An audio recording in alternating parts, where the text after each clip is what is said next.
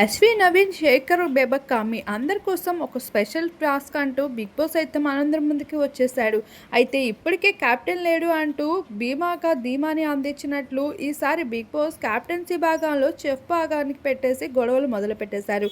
ఇక టాస్క్ అయితే ఇచ్చేయగా టాస్క్ ఎలా ఉండబోతుంది అనేది మనకి చూపించకపోయినా టాస్క్లో బేబమ్మకి అలానే ఇక యశ్వికి బాగా గొడవలు అయితే మొదలైపోతూ కనిపించేసాయి. బేబమ్మ మీరు బాగా ఇన్ఫ్లుయెన్స్ అవుతున్నారు, బాగా సాఫ్ట్ యాంగిల్ ఉంది అంటూ నైని అయితే రెచ్చిపోతూ వచ్చేసింది. ఇప్పటికే నైనికి ఒక డాన్సర్గా తనని ప్రూవ్ చేసుకున్న తెలుగు రాదు అమ్మడు బిగ్ బాస్లో ఎలా కొనసాగుతుంది అనుకుంటే తను ఇచ్చి పడేస్తూ ఉంది ప్రోమోలో. ఇక తన మాటలతో ఆఖరికి బిగ్ బాస్ హౌస్మేట్స్ అందరికీ నోరు మూసేలా చేస్తూ కనిపించేసింది. అశ్వి, శేఖర్, నవీన్, బేబక్క వీళ్ళ నలుగురికి సంబంధించిన టేబుల్స్ని పెట్టి డ్రీమ్ అంటూ వేసి పైనుండి బాణాలు అయితే పడుతూ ఉన్నాయి. అలా ఎవరి ప్లేట్స్ అయితే విరుగుతాయో వాళ్ళు టాస్క్ నుండి రద్దయినట్లే.